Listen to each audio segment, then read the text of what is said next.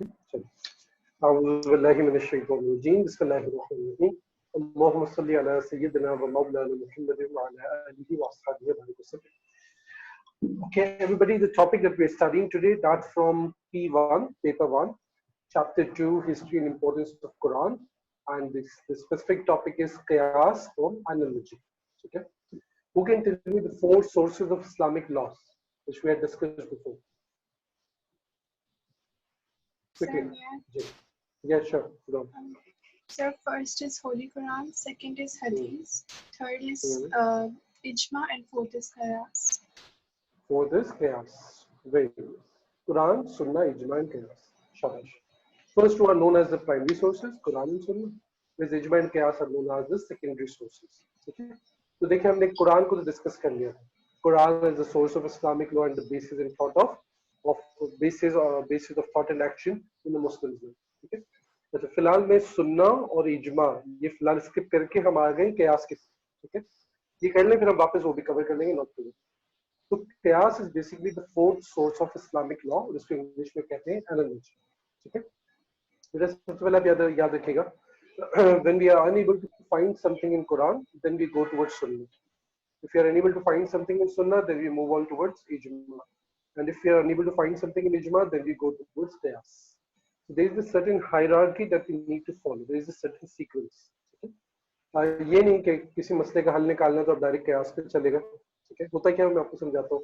ये इजमा पे चलेगा या सुन्नत पे चलेगा, नहीं. There is always a sequence. First it's always Quran. अगर हमें उसमें ना मिले देन वी मूव टू सुन्ना. उसमें भी नहीं मिलता हमें तो इजमा. इजमा भी नहीं मिलता तो हम फिर कयास की तरफ आ जाते. गेटिंग क्लियर होगा? व्हाट इज कयास? It's an Arabic word. English में इसकी ट्रांसलेशन एनालॉजी से हुई है. तो फर्स्ट ऑफ ऑल आप फोकस करें पॉइंट नंबर 1 पे, इसकी डेफिनेशन, लिटरल मीनिंग और टेक्निकल और शरई definition. Literally, the word qiyas means to analyze, to compare, to accord two things in a particular manner.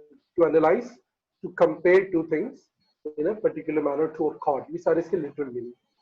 Literal का मतलब होता है डिक्शनरी मीनिंग. यानी अगर आपको अरबिक डिक्शनरी खोलेंगे और उसमें कयास का मतलब फाइंड आउट करने की कोशिश करेंगे तो उसमें आपको उसका ये मतलब मिलेगा. Second, technical और शरई डेफिनेशन. शरई डेफिनेशन ऑफ कयास इज, बेटे सब लिखिएगा अपने पास, मैं चार्ट पे आपको लिख देता हूँ. ठीक है? तो क्या कैन टाइप हियर ना, ताकि सब लोग देख सकें.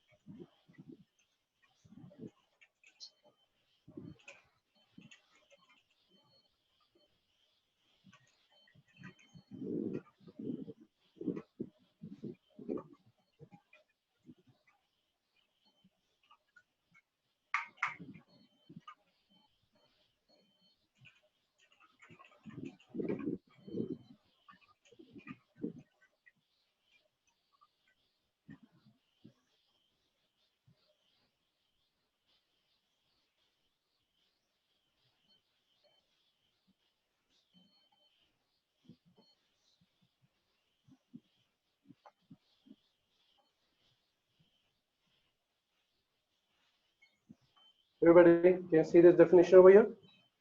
Yes, sir. सब कॉपी कर लें इसे. ठीक है? Those who have just joined us, let me tell you, we are studying the topic chaos analogy from chapter 2. ठीक है? तो दूसरे ओपन कर लें, बाकी अभी पेजेस में आपके साथ शेयर कर देता हूँ. Right now we are discussing literal and technical definition of chaos. तो बेटा ये आप कॉपी कर लें अपने पास. When you're done, let me know. We'll continue.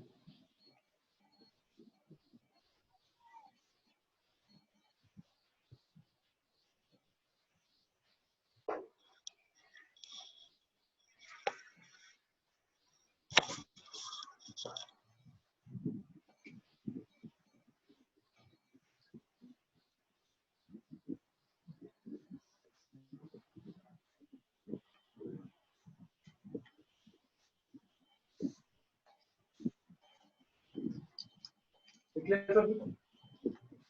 Yes, sir. Sameen Firaz बेटा लिख लिया आपने? जी सर। स्टेला बेटा के नियम में यस सर। जी कहाँ पे मेरा बच्चा? मुझे 2-3 क्लासेस में नजर नहीं आया। ओके एक्चुअली आजकल नेट का बहुत इशू चल रहा है, कभी लाइट नहीं होती, कभी नेट नहीं चल रहा होता है, बहुत इश्यूज हो रहे हैं।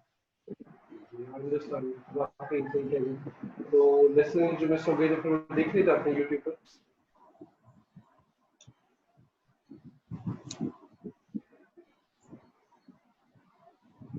सुनना आपकी आवाज नहीं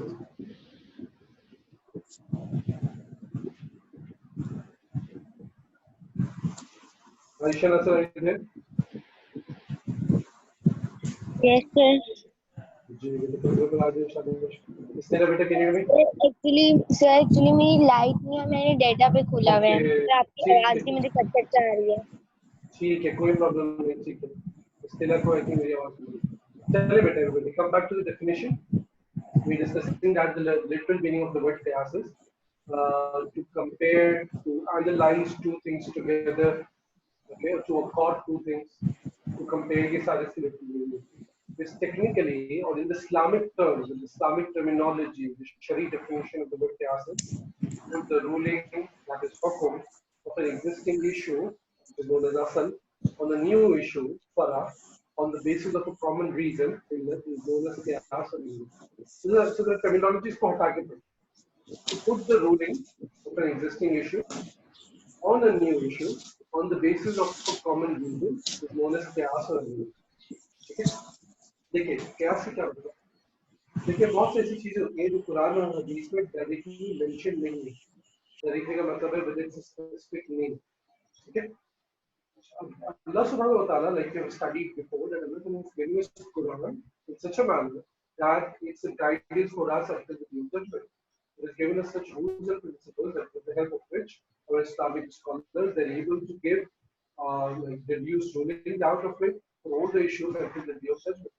यानी क़यामत तक कोई भी मसला होगा कुरान और हदीस से गाइडेंस दे सकते हैं whether it is permissible or not permissible permissible है तो किस एक्सटेंट तक है impermissible है तो किस एक्सटेंट तक impermissible ठीक है तो फिर वहां पर हम कयास को यूज करते हैं तो ये आप बेसिकली कयास का प्रोसेस अंडरस्टैंड करेंगे कयास होता क्या है ठीक है so in simple words it is a scholar's opinion ठीक है एक जो माहिर स्कॉलर होते हैं उनको ओपिनियन होता है लेकिन जो क्या प्रोसेस क्या होता है बोलते हैं अच्छा अब देखिए for example let's take example of drug heroin heroin ठीक है अरे वो मूवीज वाली नहीं ठीक है ड्रग जो हेरोइन होती है ना वो ओके हाँ अच्छा बताएं अगर हम हेरोइन ड्रग के बारे में जानना चाहते हैं वेदर इट इज परमिसिबल और नॉट ठीक है तो क्या कुरान और सुन्नत में हमें हेरोइन के वर्ड से मिलेगा कुछ exactly with the word heroin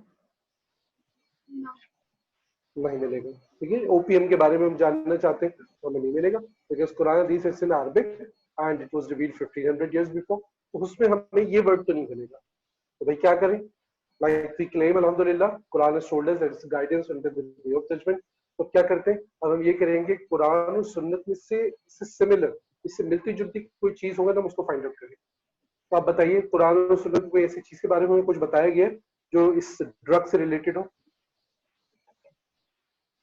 सोचिए आपने कभी भी पढ़ा हो कभी सुना हो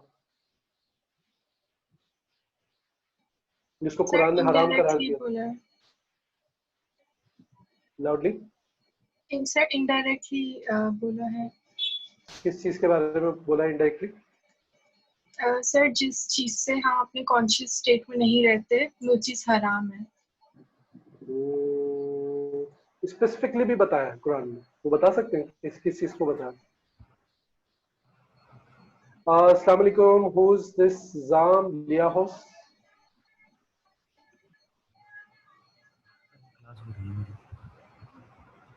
हेलो जी क्या जी जी बेटा तो which class are you sir O1 so O1 what's your name मासूहिल Mas या बेटा what's your full name मासूहिल Mas Suhail बेटा आपका नाम कुछ और ही लिखा हुआ आ रहा है आप करेक्ट कीजिए, ठीक है। आई थिंक उल्टा लिखा हुआ है, ठीक है, इट्स गोज लाइक एग्जाम लिया होस, ठीक है, उल्टा से करेक्ट कर लें। ओके चलिए, माँ सोहेल, ठीक है। अच्छा भाई जरा वापस आ जाइए यहाँ पर। देखिए कुरान ने हमें कुरान ने खमर को हराम करा, ठीक है। मैं यहाँ पे लिख रहा हूँ एग्जाम्पल, अब हम एग्जाम्पल अंडरस्टैंड करें। Qamar, Qamar it's a particular type of wine which is made up of grapes. तो कुरान ने हमें ये कहा है कि खमर हराम है, ठीक है, इट्स कंप्लीटली इम्परमिसिबल। खमर it is a particular type of wine made up of grapes, ठीक है, तो ये हमें कुरान में मिलता है। अच्छा भाई कुरान ने उसको क्यों हराम करार दिया, तो उसका रीजन भी खुद हमारी शरीयत ने हमें बताया, दैट इज इंटॉक्सिकेशन, ठीक है। मैं यहाँ पे लिख रहा हूँ, देखिए इंटॉक्सिकेशन। इंटॉक्सिकेशन का मतलब होता है नशा आवर होना। नशे की भी डेफिनेशन होती है कि इंसान जब उसको इस्तेमाल करता है तो उसको आसपास जमीन आसमान की कुछ फिक्र, कुछ पता नहीं चलता, तो कोई एहसास नहीं होता, कोई पहचान नहीं रहती, इंसान को पता नहीं होता वो क्या बोल रहा है। दिस इज कॉल्ड इंटॉक्सिकेशन, ठीक है। तो कुरान ने हमें बताया कि खबर हराम है, ठीक है। Why, the reason is intoxication. Getting everybody? Yes, sir. Yes, अच्छा sir. अब हम बात कर रहे हैं, हम किस ड्रग की बात कर रहे हैं, हम बात कर रहे हैं हीरोइन ड्रग की। अब बताएं हीरोइन ड्रग भी इंटॉक्सिकेशन कॉज करती है नहीं करती? सर उसको अब भी पी ठीक के है नशा आता नहीं होता? नाम? जी बेटा आप नाम ठीक है आपका। जी हीरोइन इस्तेमाल करके भी नशा आता है ना लोगों को, दैट्स व्हाई इट इज जी कॉल्ड अ ड्रग, ठीक है। नशा आता है तो देखिए इंटॉक्सिकेशन उसमें भी पाएगी, राइट। जब उसमें भी इंटॉक्सिकेशन है तो हम क्या करेंगे, कुरान ने जो हुक्म, जो रूलिंग खमर की बताई थी वही हम हीरोइन पे भी लगा देंगे। हम कहेंगे हीरोइन भी हराम, ठीक है, इसका इस्तेमाल करना भी हराम, ओके। तो अगेन आप जरा डेफिनेशन पर वापस आइए, हम क्या कर रहे हैं, to put the ruling as a हुक्म of an old existing issue. इस केस में बेटा ओल्ड एग्जिस्टिंग इशू कौन सा है, जो ऑलरेडी एग्जिस्ट करता था हमारे सामने?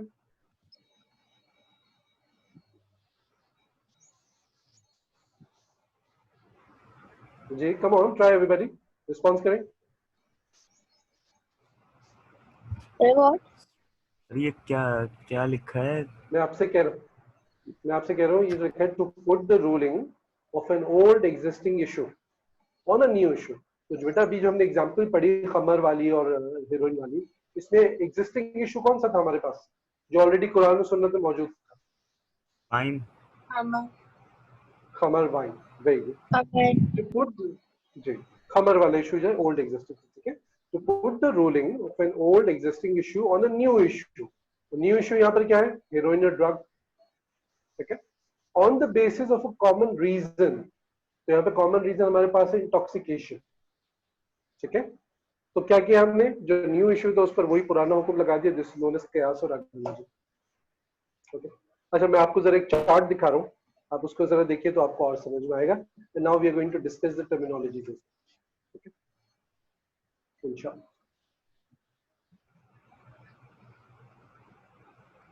Now Sohail, beta, where were you in the previous classes? I didn't see you.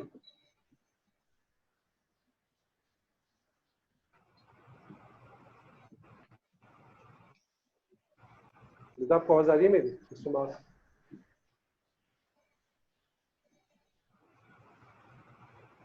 He's not responding now. Ji, everybody can you see the screen? Yes. Yes, sir. हाँ, बेटा respond करें जल्दी से. Can you hear me? आप नहीं करेंगे, I'll remove you from the class. Yes, sir. बेटा मुआज मैं आपसे बात कर रहा हूँ, मैं आपसे पूछ रहा हूँ where were you in the previous classes? आप respond तो करें मुझे. सर वो मेरे पास वो जो क्या कहते हैं आईडी नहीं थी सारे तो सब्जेक्ट्स की, स्कूल कौन से सी ले लेते क्लास हैं, कब तो एक होगी? दिन का काम क्यों नहीं थे आपके पास आईडी, जब पूरे स्कूल के पास है तो आपके पास क्यों नहीं? That's not an excuse. Sir अच्छा सर एक और दोस्त था मेरा, वो कह रहा था मेरे पास भी नहीं है, किसी ने दी नहीं तो नहीं। आपने स्कूल से क्यों नहीं कांटेक्ट किया? दोस्तों को छोड़े हो, स्कूल से क्यों नहीं कांटेक्ट किया? बाकी सब कैसे ऑनलाइन क्लासेस अटेंड करेंगे? बेटा अपनी गलती मानो ना, अपना ब्लेम किसी और पे पुट नहीं करो, don't give me silly excuse. अच्छा जी लुक हियर, अब हम जरा इसको टर्मिनोलॉजीज के साथ करेंगे, ठीक है। Look at the heading components of chaos। इसको कंपोनेंट्स भी कहते हैं, एलिमेंट्स ऑफ chaos और मेथोडोलॉजी ऑफ एनालॉजी। मेथोडोलॉजी मतलब process of analogy, process of chaos, ठीक है। कंपोनेंट्स एलिमेंट्स का मतलब ये होता है कि chaos जब आपको करना होता है उसमें कौन कौन सी चीजें इन्वॉल्व होती है, ठीक है। बेटा इसमें देखिए जो 4 चीजें ना आपके सामने ये इन्वॉल्व होती है, देख लीजिए। नंबर 1 असल और ओरिजिनल इशू, ठीक है। नंबर 2 फरा और न्यू इशू। नंबर 3 इज हुकुम और Islamic ruling. Sir number 4 is, जी बेटा। सर सब मैं मैं पिछली क्लास में था नहीं, मैं गूगल या वो बेटा आप इस्लामिक की बुक से बेटा आप पढ़ एक मिनट लूंगा। रुकिएगा, मैं आता हूँ। Just hold on for 1 minute. कियास के मीनिंग।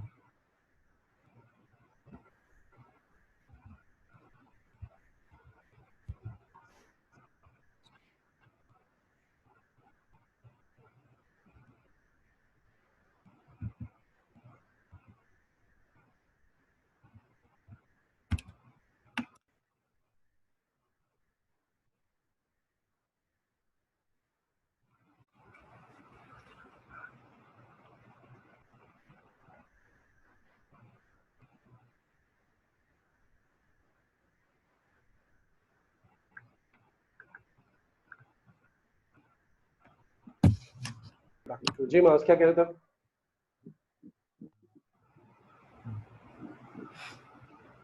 जल्दी से बोलिए बेटा, क्या कह रहे थे?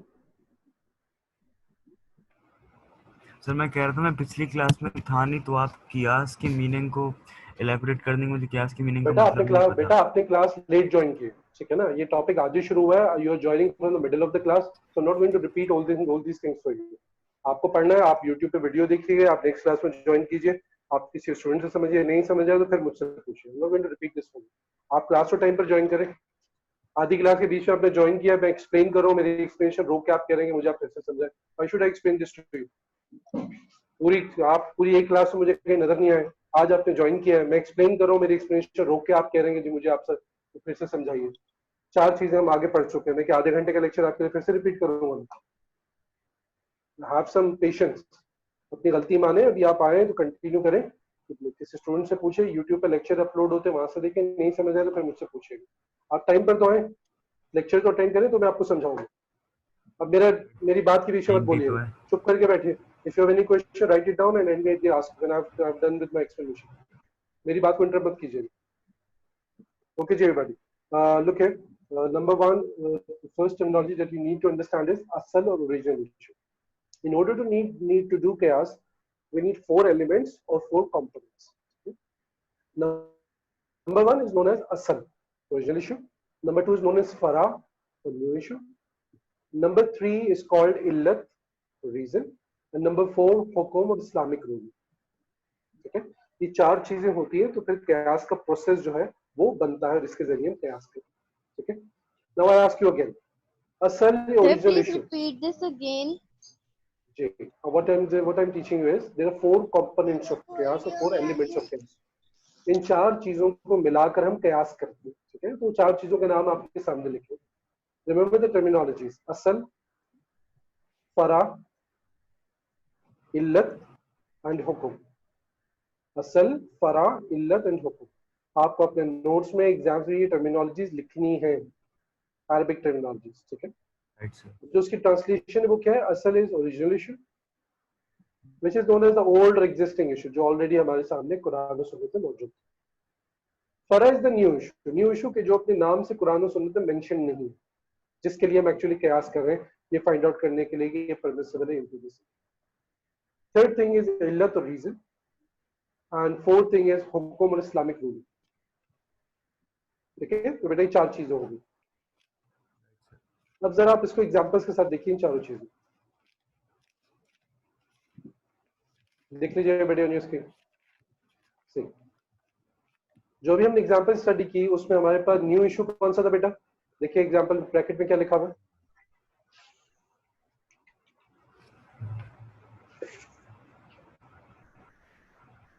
जी मेरा कर्सर फॉलो कीजिए, देखिए फरा के साथ क्या लिखा है ब्रैकेट में?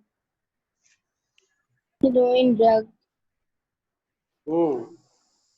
तो this is the new issue कि जो अपने नाम से कुरान और सुन्नत में मेंशन नहीं है, ठीक है। तो क्यास के सबसे पहले स्टेप ये होता है, पहले आपके पास होना चाहिए न्यू इशू। आ गया। अब हम क्या करेंगे, कुरान और सुन्नत में उससे सिमिलर, उससे रिलेटेड कोई इशू ढूंढेंगे। तो हमें क्या मिला, क्या मिला हमें एवरीबॉडी? खमर, खमर। खमर क्या होती है? Wine, it is a particular type of wine made up of grapes. Quran ने उसको हराम करा दिया, ठीक है। तो बेटा जो न्यू इशू है उसको हम टेक्निकली क्या नाम देंगे? फराक। द न्यू इशू, फराक का मतलब होता है branch, you know, of root, of shoot, इसके मीनिंग। सर असल का मतलब सर होता है फरा। रूट, रूट जी, फराक। असल का मतलब होता है रूट और द ओरिजिनल इशू, ठीक है, ये हो गया खमर। अच्छा, अब हम क्या करेंगे, हमने देखा ये ओल्ड इशू है, ओल्ड इशू खमर। खमर को कुरान ने हराम कहा। ये जो हराम कहना है ना, इसको कहते हैं टेक्निकल लैंग्वेज में हुक्म, इस्लामिक रूलिंग। अगर आपने कोई इस्लामिक प्रोग्राम टेलीविजन पे देखा हो तो ना मुफ्तियाने किराम बैठे होते हैं, उससे पूछा जाता है कि इस मसले का क्या हुक्म है, इसका क्या हुक्म है, सुना है ना आपने? Yes, sir. यस है ना? सर। तो वो हुक्म का मतलब ये होता है that in the language of Islamic laws, हुक्म मींस इस्लामिक रूलिंग, यानी इस्लाम या शरीयत उसके बारे में क्या कहती है। तो वही इस्लाम हमें बताता है कि खमर हराम।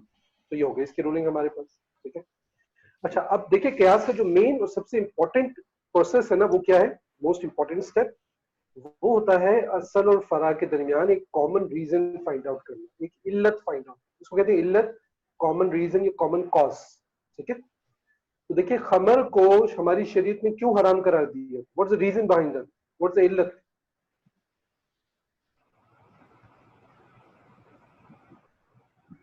Sir, because uh, uh, the things which are impermissible, जो इस्लाम में मतलब जिनको हराम कह दिया गया है, उसको आप परमिसिबल नहीं कर सकते शायद इसलिए। नहीं बेटा, दैट्स नॉट द रीजन। मैं रीजन पूछ रहा हूँ क्यों हराम करा दिया। Everybody those who are attending the lessons in beginning, please respond. I am asking to you, sir, बताइए खबर को because क्यों हराम करार दिया था?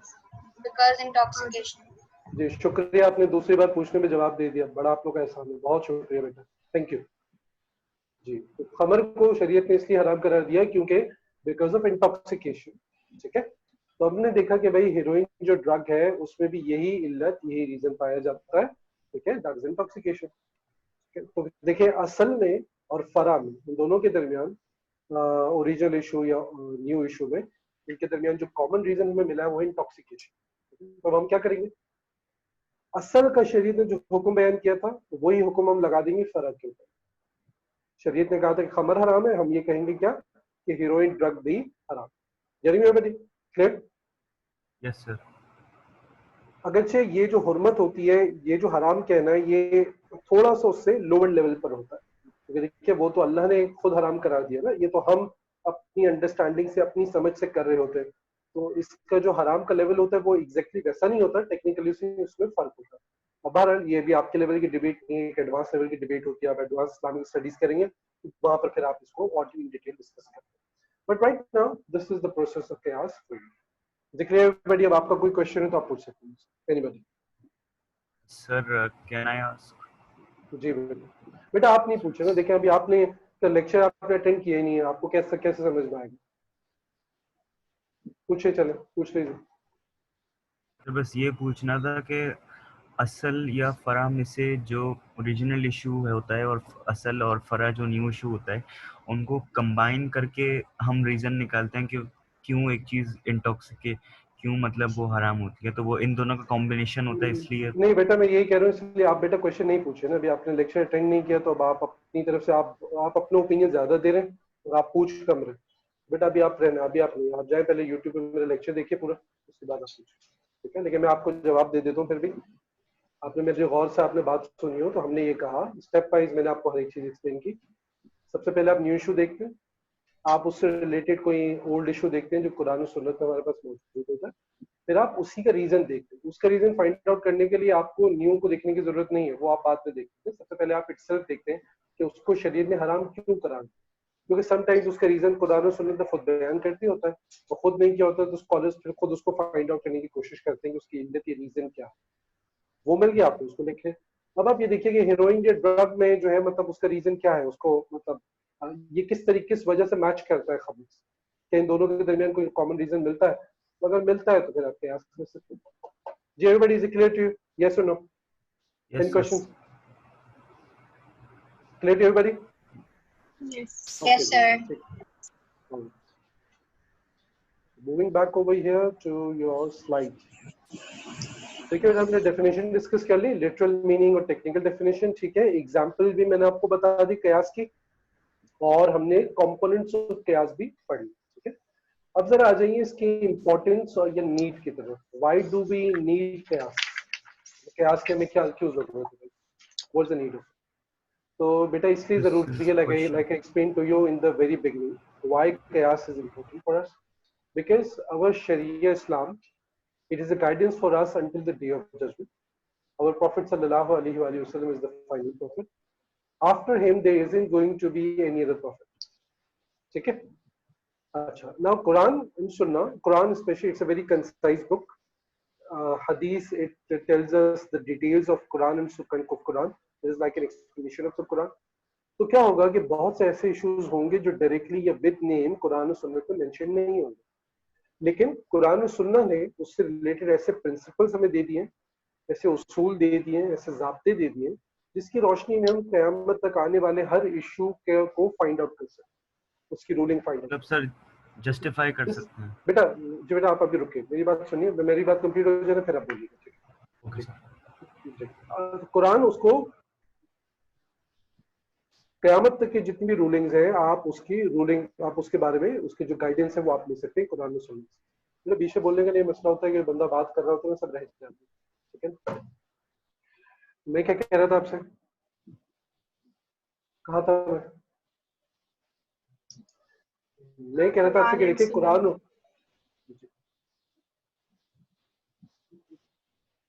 कुरान और सुन्ना are there until the day of judgement. तो कुरान और सुन्नत ऐसे प्रिंसिपल्स हमें दे दिए कि जिसकी रोशनी में आप उस मसले को डिराइव कर सकते हो। आपसे मुराद Islamic scholars, not layman cannot do this, it has to be expert Islamic scholars who can derive the guidance of the Islamic ruling regarding that new issue.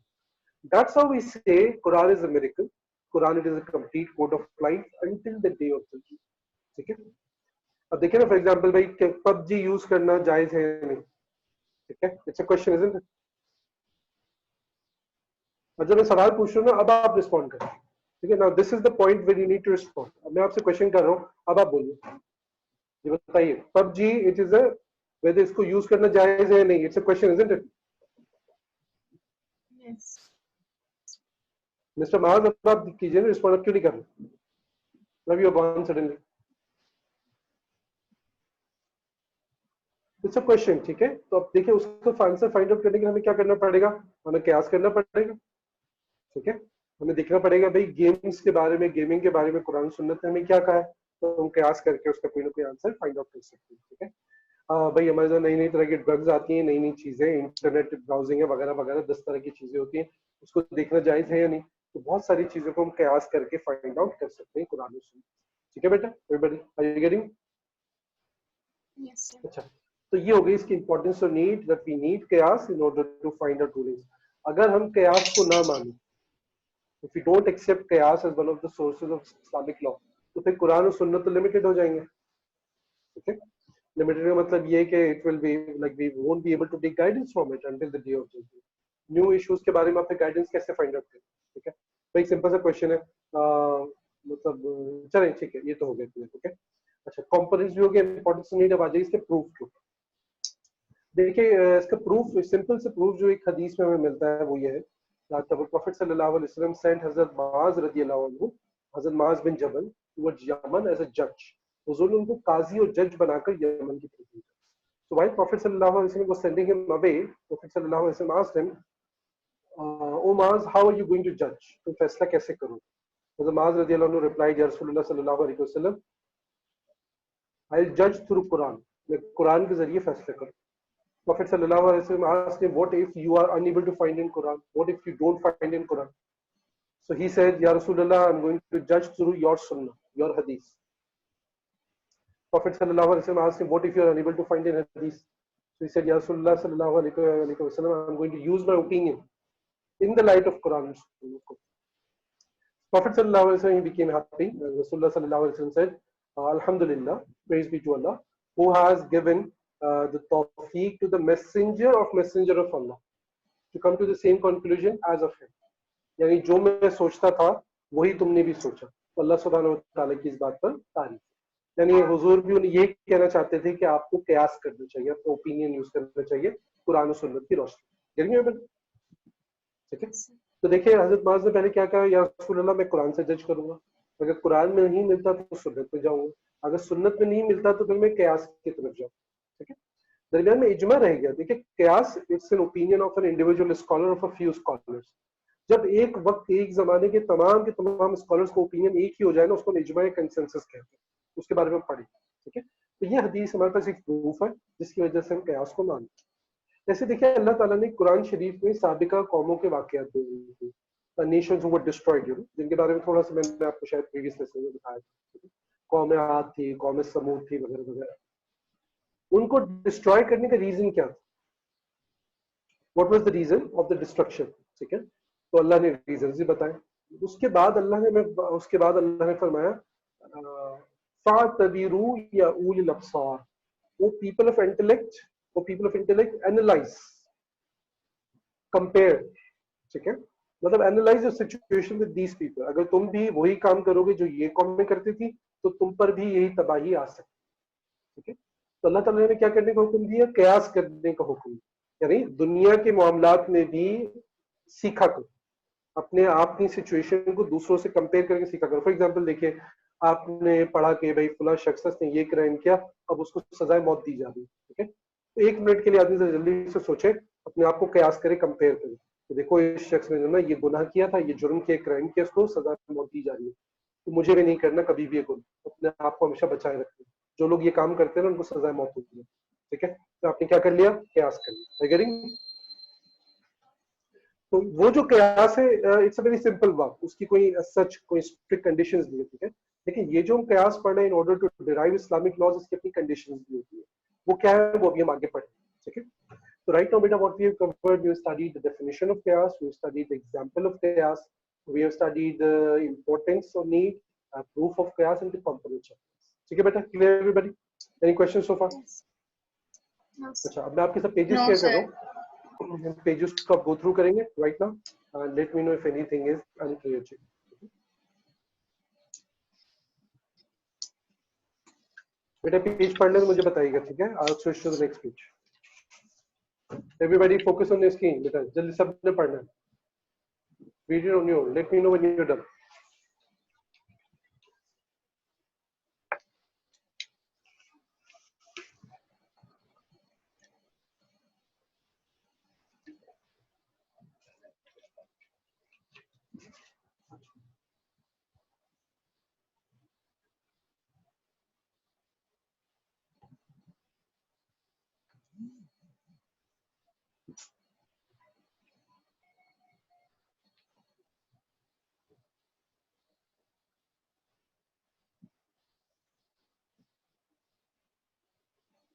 Well done. Done, sir. Okay, great. This is second page. देखिए यहाँ पर literal meaning, technical meanings, importance, example सब लिखिए। बेटा इसको गौर से पढ़िएगा सब।